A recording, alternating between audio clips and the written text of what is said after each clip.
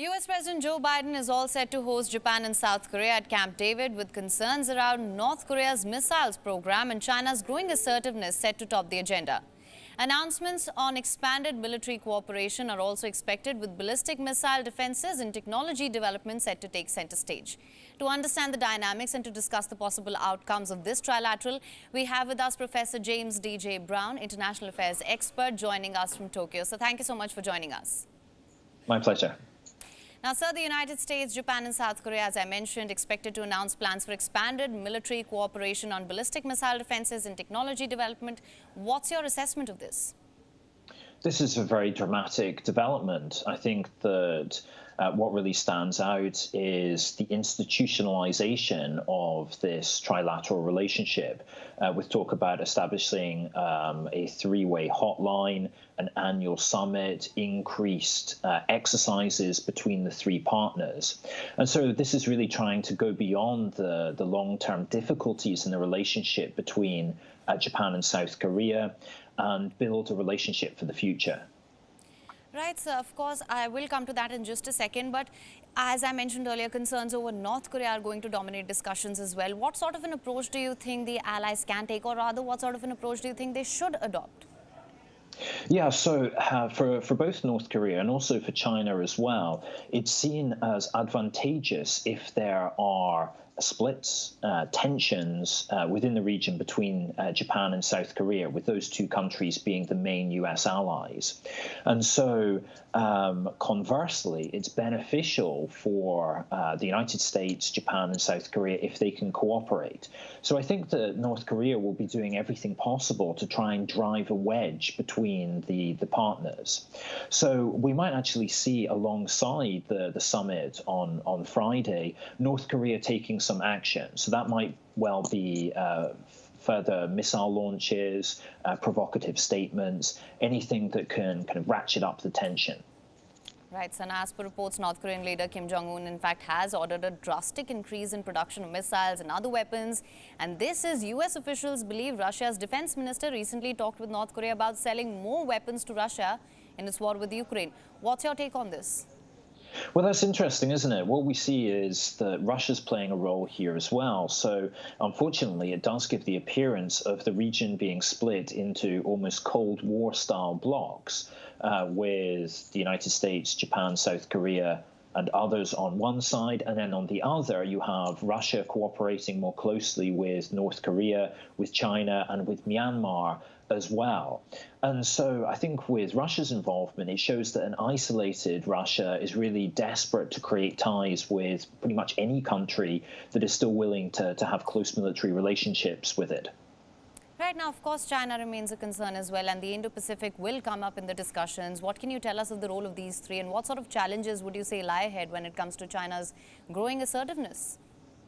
Well, whilst North Korea is the most obvious threat that unites the United States, Japan, and South Korea, I think that really the way we should see this trilateral cooperation is being primarily directed against China. And so one of the things I'll be looking out closely for is that alongside these other agreements, tomorrow we're going to have the announcement of Camp David principles.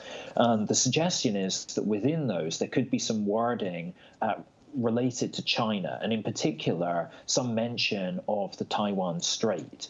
And so that would be very important because it would indicate that this three-way cooperation is also very clearly directed towards deterring Chinese assertiveness.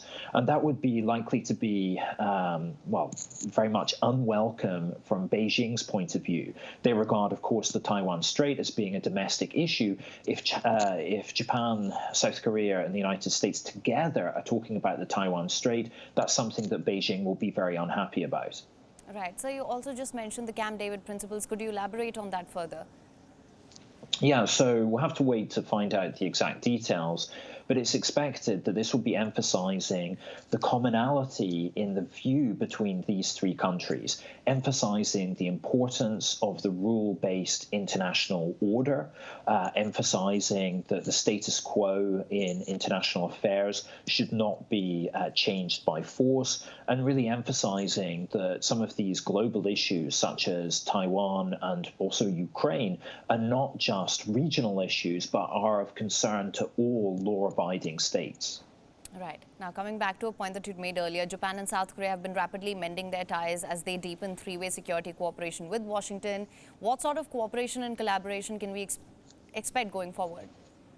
Yeah, so the key to this is that, of course, the United States and Japan and the United States and South Korea have long had security ties. And this is often seen as a hub and spoke relationship, which means that the US has ties with those two East Asian countries, but those two East Asian countries don't really have significant ties with each other in the security realm.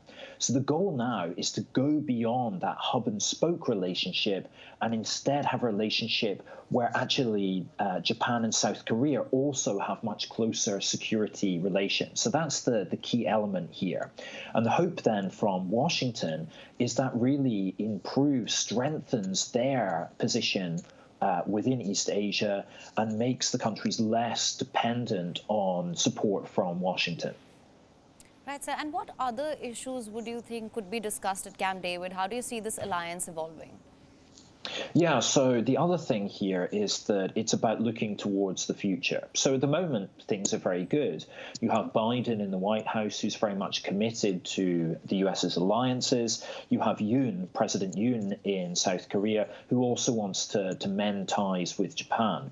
But all sides are very much focused on the fact that things could change if Donald Trump returns to the White House, and also if you have a swing in South Korean politics back towards the opposition party that's that much more dubious about relations with Japan due to historical issues. So the key is that the sides are trying to future-proof the relationship. They're trying to lock in the current cooperation, to institutionalize it, so that even if there are domestic political changes in the United States and South Korea, that this cooperation will continue. Right, so and just for more clarity on this, would you say that perhaps a deeper military cooperation on ballistic missile defenses and technology development will prove to be an effective strategy when it comes to countering North Korea and China? Yes, absolutely. That countries are stronger when they have close partners, when they have alliances.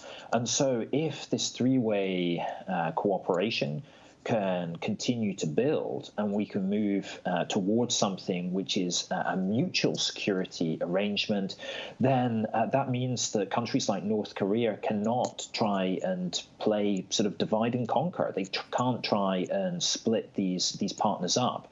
So yes, it will be beneficial for the security of all three countries involved. Right, so let's also talk about the United States' role in the Indo-Pacific. How do you assess that? Yeah, so this is a really big change from the Trump years. In the Trump years, all of the emphasis was on criticizing Japan and South Korea, saying that they weren't doing their fair share, they weren't contributing enough financially to the alliance with the United States. That's flipped around now. And this can be seen as a real foreign policy achievement for the Biden administration, getting Japan and South Korea, at least for the time being, to overcome their historical difficulties and build a closer relationship. So what we're seeing here is not a United States that's focused domestically or is talking about America first, but is a very active and indeed successful player in East Asia. Right. Well, Professor James D.J. Brown, thank you so much for joining us on WION with your insights on this. Thank you.